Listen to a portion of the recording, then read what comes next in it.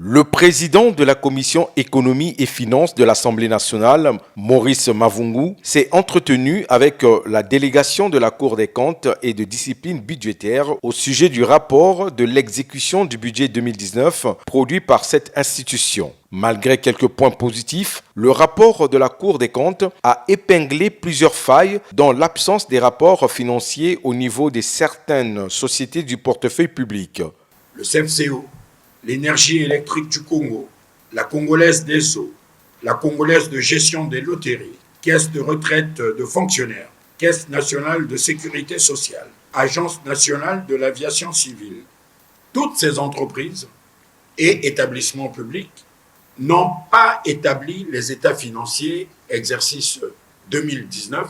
Les membres de la commission économie et finances qui ont pris acte des points forts, surtout des manquements constatés dans l'exécution du budget 2019, ont par ailleurs promis de mentionner ces suggestions auprès du gouvernement. C'est anormal puisque ces établissements publics-là, bien entendu, pour certaines, ils reçoivent des subventions publiques, sur d'autres, non.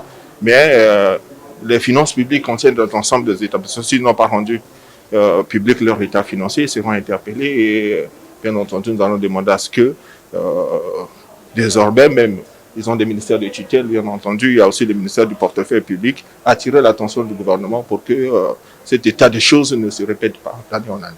Cette séance de travail entre la Cour des comptes et de discipline budgétaire et la commission économie et finances de la Chambre basse a été organisée en prélude au prochain échange entre cette commission et le gouvernement en vue de finaliser la loi de finances 2020.